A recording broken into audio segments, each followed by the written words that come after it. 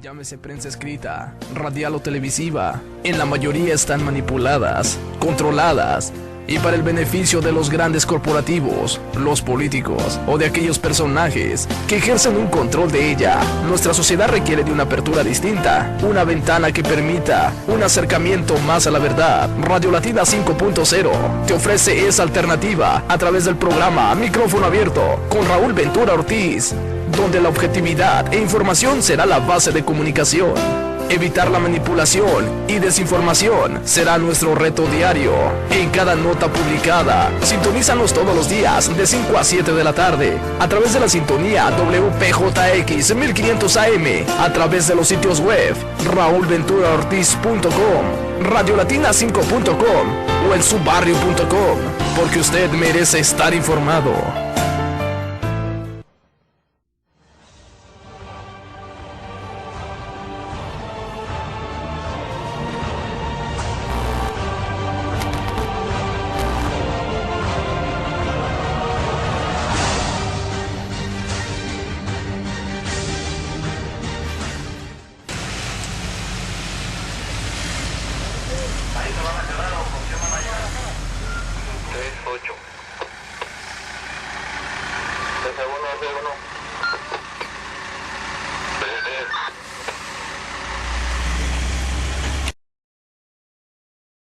Piensan que la paz se puede lograr con paz.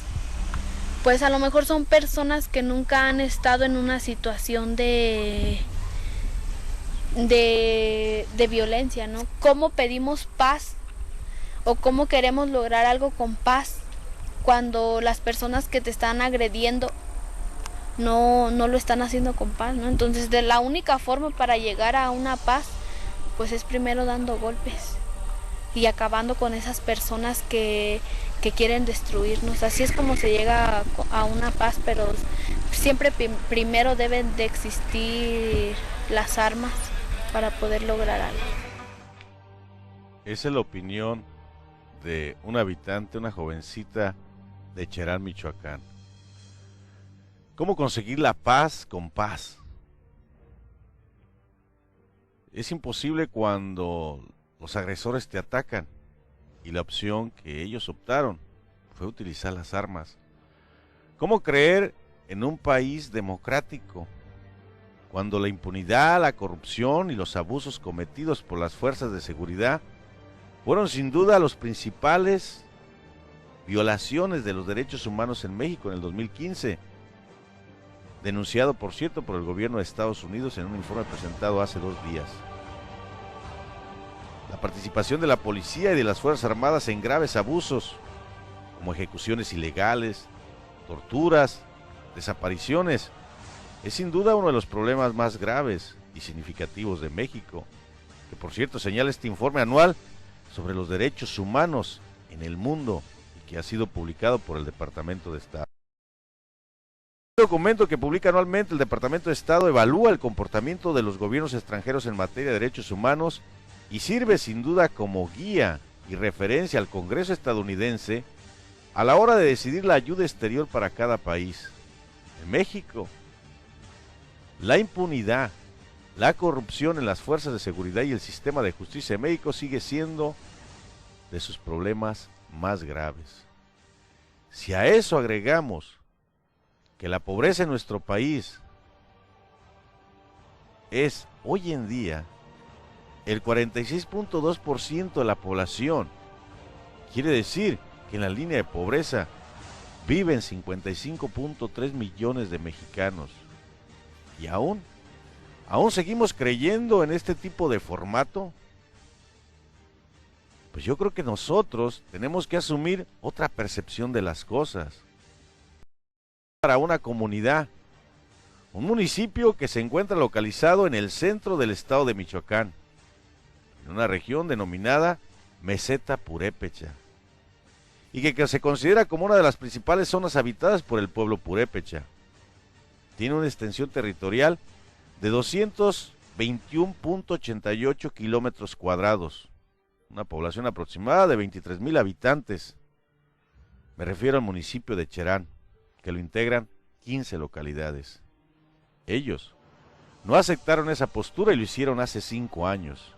La pregunta, ¿cuándo los mexicanos o el resto, los más de 120 millones, asumiremos un cambio contundente? ¿A través de opciones independientes, como Nuevo León? Yo creo que lo único rescatable de las opciones independientes ha sido Pedro Kumamoto, por el 10º distrito de Zapopan, en Jalisco. ¿Cuántas veces escuchamos palabras como democracia, como política, como censo, como comicios? Y debemos entender que estos vocablos han tenido sus orígenes ya hace miles de años. Y quizá datos de nuestra propia historia universal nos remontan a sociedades como la ateniense o como la República Romana.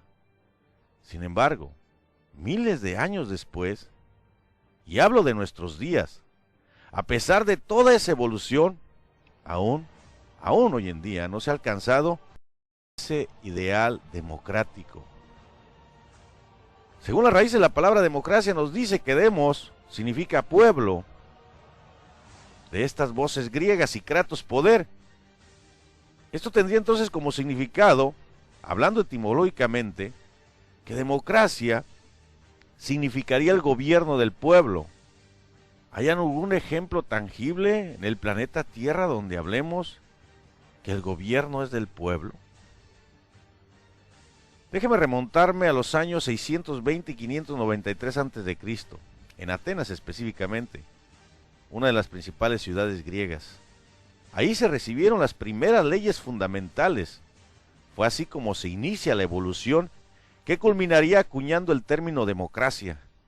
Gracias a estas leyes se instalaron la distinción entre las leyes de naturaleza, poblada de dioses por cierto, y las leyes puramente humanas de dicha ciudad. Sin esta distinción, podríamos decir que no habría sido posible hablar de democracia en estos días. En dicha época los griegos vivían igual que el resto de los pueblos primitivos, acosados por las fuerzas imprevisibles de la naturaleza y por la presión bélica de otros pueblos, defendiéndose como podían de aquella y de estos gracias al mando despótico de un poti o líder guerrero. El poder que por entonces les gobernaba supuestamente les venía de afuera, quizá de la poderosa interpretación de la naturaleza o una designación divina. Podríamos entonces resumir históricamente que entrando el siglo V a.C., la idea de la igualdad entre los ciudadanos se fue imponiendo. Todo ello después de un proceso de varios siglos de lucha, desórdenes, transiciones y vacilaciones. Esta tarea correspondió sin duda a Clístenes y sobre todo a Pericles. En este último se encuentra la esencia de la democracia griega. Los rasgos más característicos de dicha democracia residen, mucha atención en esto, amigo radioescuchas, residen en la conformación de la eclesia o asamblea del pueblo. En ella se debatían los asuntos más importantes de esa sociedad, desde diplomacia, cuestiones económicas, dirección de guerra, asuntos militares, obras públicas, etc. Cualquiera podía tomar la palabra y la opinión más humilde podía imponerse teóricamente sobre la del más distinguido aristócrata, si es que convencía en sus argumentos. Sin embargo, aunque la mayoría de los ciudadanos fuera competente para tomar decisiones, era demasiado numerosa y tenía que delegar algunas funciones. Se reunía pocas veces al año o en casos excepcionales. Por ello, para los asuntos de política diaria existía la bulé o asamblea de los 500.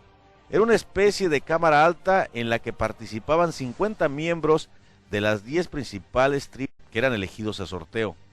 Cualquier ciudadano no podía participar en este bulé. Era preciso además tener una cierta experiencia política en su tribu y pasar un riguroso examen de moralidad. Imagínense que en México se aplicase un ¿quiénes estarían gobernando hoy en nuestros días? Yo creo que ni el 1% de los que vemos en el escenario político. Pero algo pasó al amanecer de un viernes 15 de abril del año 2011. Y es que las mujeres de la comunidad de Cherán, acompañadas por sus hijos, muchos de ellos niños, detuvieron 3 camionetas que venían bajando del monte, cargados con madera talada ilegalmente de sus bosques. El motivo que detonó esta reacción de las mujeres fue que estas personas señaladas como narcotalamontes incursionaron en una zona del bosque donde se encuentra un manantial nombrado La Cofradía, en cuyo derredor crecen los árboles más antiguos de la comunidad. Para un cheranense, esta zona y su entorno natural representan elementos centrales e insustituibles de su subsistencia y su cosmovisión, por lo cual fue intolerable el atentado contra ellos. Fue así que las mujeres se armaron de valor. Marcaron el alto a los vehículos y retuvieron a sus conductores, supuestamente originarios de las comunidades cercanas de Santa Cruz Tanaco y Capácuaro, quienes han sido acusados por los cheranenses de emplearse como talamontes para beneficio de una célula del crimen organizado en la región desde el año 2007. Acto seguido a ese evento, se convocó a la comunidad a congregarse en la plaza, mientras que se incendiaban los vehículos de los talamontes. Hubo momentos de tensión muy fuerte, ya que algunas personas sugirieron un linchamiento de los ofensores, que la mayoría, por cierto, de la población rechazó, y más bien optaron por mantener a los detenidos amarrados cerca de la iglesia. Mientras eso sucedía, algunas personas no identificadas prendieron fuego a los bosques circundantes de Cherán, devastando varias decenas de hectáreas de árboles adultos. Simultáneamente llegaron comuneros de Tanaco y Capácuaro para intentar rescatar a sus compañeros. Se dio entonces un primer enfrentamiento en el cual hubo varios heridos de bala. Otros comuneros de Capácuaro y Tanaco bloquearon la carretera, mientras que Cherán se autoimpuso un estado de sitio. Los cheranenses, armados con todo tipo de pertrechos, desde rústicos hasta armas largas, se ubicaron en los accesos al pueblo para defender de una incursión de los rivales. La Policía Federal acudió al lugar con el fin de desalojar el bloqueo, pero fue enfrentada por los comuneros de ambos bandos y se tuvo que replegar. Como medida defensiva, Cherán instaló barricadas en las entradas del pueblo, así como centros de reunión y vigilancia en todas las esquinas de la comunidad, que han sido conocidas como las fogatas. A partir de ese día, Cherán expulsó de su territorio a los miembros del crimen organizado que operaban en su área. Acto seguido desconocieron al gobierno municipal priista, cuyos funcionarios huyeron del pueblo el mismo día del levantamiento, incluyendo a su cuerpo policíaco, a quienes se acusó de estar coludidos con los criminales. Además, lograron prescribir a los partidos políticos gracias a una resolución del Tribunal Electoral del Poder Judicial de la Federación, que les permitió elegir a sus autoridades por sus usos y costumbres. Pocas semanas de levantamiento, las peticiones iniciales de seguridad, defensa de la comunidad y expulsión de los partidos políticos se volvieron exigencias y desafíos al Estado Nacional. Además, surgió una oportunidad histórica para los pueblos indígenas michoacanos a través de la conformación de nuevos mecanismos de resolución de problemas a su interior y con los actores externos. El movimiento evolucionó hasta exigir el derecho a elegir a sus representantes y sus órganos de gobierno mediante usos y costumbres, que la Constitución Federal otorga a los pueblos indígenas en su artículo número 2, y a los tratados internacionales que el gobierno mexicano ha firmado, y al que la reforma más reciente del artículo 1 ha concedido nivel constitucional. Estos hechos marcaron el surgimiento de un nuevo paradigma en esta lucha por el reconocimiento de los derechos de los pueblos indígenas en México, porque desde muchos puntos de vista, Cherán es hoy, por hoy, una referencia obligada y una bandera de reivindicación étnica. Este es parte del contexto de cómo se suscitó ese levantamiento hace 5 años. Me refiero específicamente a esta comunidad purépecha llamada Cherán, Michoacán, y a la cual hoy rendimos un tributo a todos sus pobladores, porque es una experiencia que nos hace falta mucho aprender y comprender de ella. Vamos a tener la primera participación sobre este tema con el activista José Sandoval y con su invitado Juan Álvarez, que pertenece precisamente a esta región de la meseta purépecha. ¿Y por qué José? Bueno, porque José, desde que lo conozco, ha manejado como insignia, como marca, como lucha y como ejemplo, Cherán. Entonces, razón por la cual abrimos el micrófono al activista José Sandoval e invitado. ¿Qué tal, José? ¿Cómo te va? ¿Qué tal, Raúl? Pues aquí con el compañero Huicho Cuacari, de allá de Cherán, Michoacán, que pues él podrá darnos su punto de vista desde la cosmovisión purépecha, incluso pues en purépecha, si gusta, Raúl. Y pues yo solamente quiero decirle a toda tu radioaudiencia que es algo ejemplar. Por eso siempre estamos hablando de Cherán como un pueblo digno e heroico, entre otros, como en los Caracoles y otros más que hay en México. Pero Cherán, ya que es un pueblo nativo de esa zona de la meseta purépecha, es un digno ejemplo a seguir por todos los demás municipios, los más de ¿cuántos son? 3.500 municipios en México, que deberíamos de emular a este pueblo que, como acabas de describir, las mujeres con los niños empezaron a hacer una labor de conciencia y de realmente de aflorar la dignidad, que como ya decía la compañera Alejandra también, que era bueno seguirlo. Pues eso es lo que nos falta a todos los demás, no solamente a los mexicanos, a toda la población del mundo, para ya no dejarnos pisotear por este narcoterrorismo que tenemos en el mundo. Y por eso yo sigo refiriéndome siempre a Cherán como ese pueblo que deberíamos de ser todos los demás municipios en todo México, para poder vivir en dignidad, para estar dándole a nuestra familia esa paz que queremos tener todos. Entonces, Raúl, pues aquí te dejo con Juan Álvarez, Huicho Cuacari, para que le preguntes y él nos puede exponer su punto de vista sobre este hecho de vivencias reales, donde la comunidad demuestra esa dignidad y vive en paz. ¿Qué tal, Juan? ¿Cómo te va? José, muy buena aportación. Juan, déjame partir con una pregunta, ya que tú perteneces a la meseta purépecha. Mencionaba yo en la introducción que preparé que el motivo que detonó la verdadera reacción del pueblo cheranense fue cuando precisamente estos talamontes tocan un espacio territorial que se encuentra en un manantial nombrado Cofradía, en donde a su derredor existen los árboles más antiguos de la comunidad, y que esa zona para un cheranense y su entorno natural representan los elementos centrales e insustituibles de su subsistencia y su cosmovisión. Me gustaría, Juan, además de darte la bienvenida, que le explicases a la audiencia por qué es tan importante eso para nuestros hermanos cheranenses. Gracias, Raúl, por la invitación y aclarar un poco. Yo pertenezco al municipio de Cherán, mi comunidad se llama Santa Cruz Tanaco, y quisiera platicar un poquito porque en este problema mi comunidad, pues Santa Cruz Tanaco fue protagonista del lado negativo, ¿verdad? Porque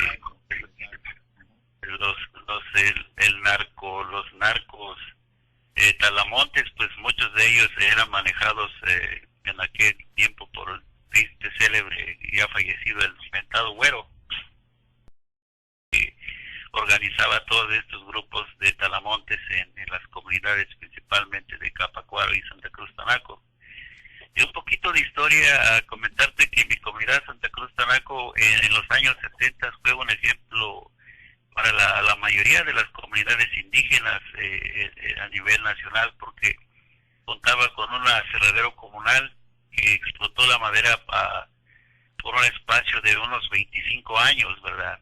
Y entonces, de hecho, muchos estudios se hicieron en mi comunidad de cómo la gente se organizaba y trabajaba para explotar los recursos forestales sin dañarlos. Nosotros como pueblos indígenas estamos directamente, nuestra cosmovisión está directamente ligada con el entorno natural, y los árboles pues para nosotros tienen vida igual que nosotros. De hecho, anteriormente, cuando nuestros antepasados querían cortar un árbol, pues se le platicaba y se le pedía permiso. al igual a la naturaleza para adquirir de ella pues los recursos que solamente se cortaban o se explotaban para uso, pues un uso que se diera, ¿verdad?, necesario, ¿verdad? En este caso, para nosotros pues fue triste en mi comunidad mirar cómo la ambición ya había llegado a nuestras comunidades y pues la pérdida de los valores ancestrales fue lo que ocasionó que pues se explotaran irracionalmente los recursos forestales de nuestra comunidad. Prácticamente en muy poco tiempo, como en un lapso de 5 años, se deforestaron los cerros principales. Estos talamontes, no conformes con la explotación que habían hecho en mi comunidad Santa Cruz Tanaco, empezaron a ir a robar prácticamente, porque eso era un robo, ¿verdad? Los recursos naturales de otras comunidades. Cherán ha sido, pues, históricamente o a través del tiempo sabemos, ha sido un pueblo muy luchador, muy guerrero. Se han hecho muchas luchas dentro de la comunidad de Cherán, incluso ya prehispánicamente, pues sabemos de que la comunidad de Cherán es un pueblo muy antiguo, ha sido una comunidad muy organizada. Entonces, cuando empezaron a mirar, porque de hecho yo tengo muchos amigos de Cherán que platicábamos de qué forma estaban siendo talados los montes por las otras comunidades que, como ellos decían, pues ya lo hacen descaradamente, ¿verdad?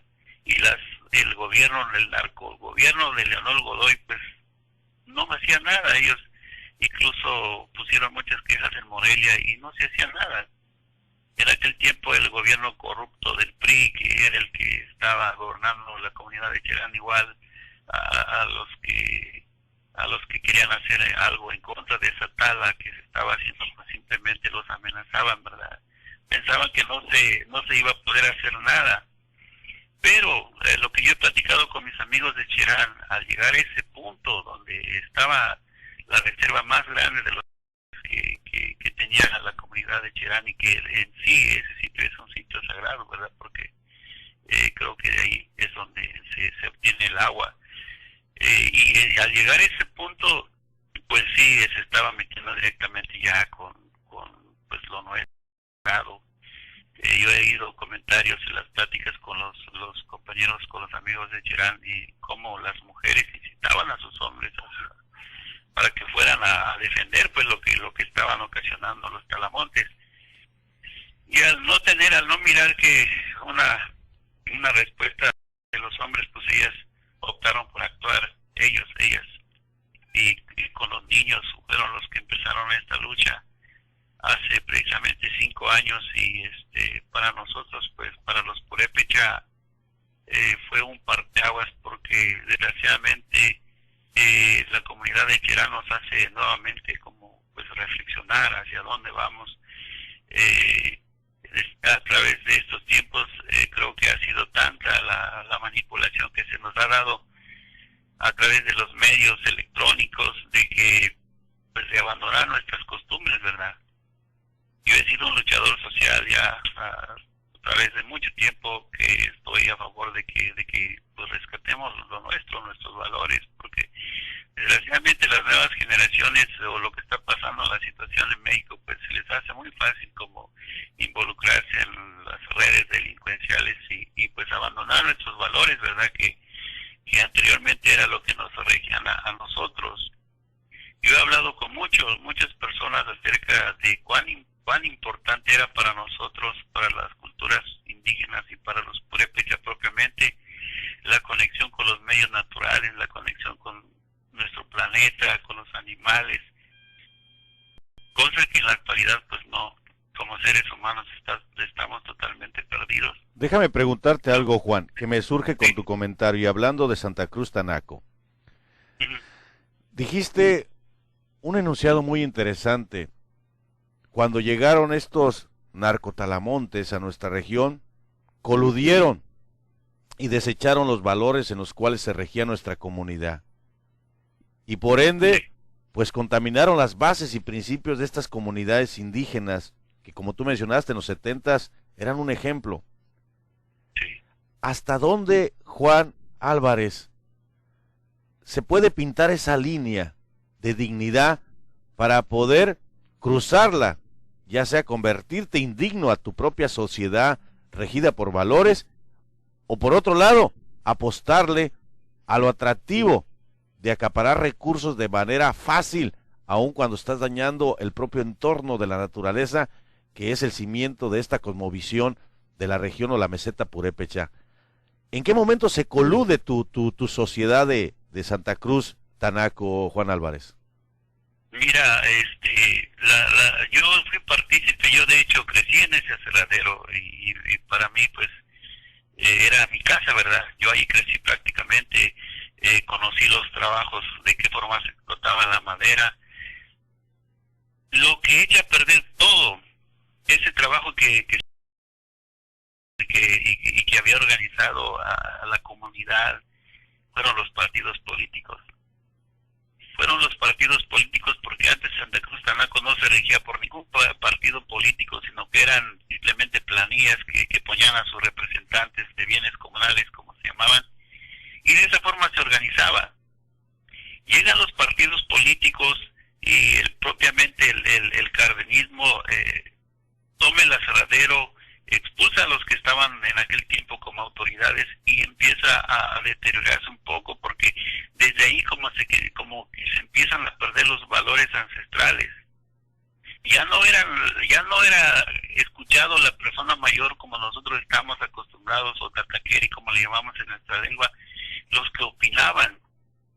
Las personas, otro fenómeno es que muchos de nuestra gente fue a estudiar fuera y aprender supuestamente para mejorar las comunidades, pero estas personas ya académicas regresaban a la comunidad ya con otras ideas totalmente diferentes y de hecho menospreciando los valores ancestrales y trayendo con ellos ya como pensamientos muy ambiciosos, muy materialistas, y es ahí donde empieza ese respeto que le tenía nuestra comunidad, nuestra cultura, nuestra cosmovisión hacia lo natural, hacia los bosques.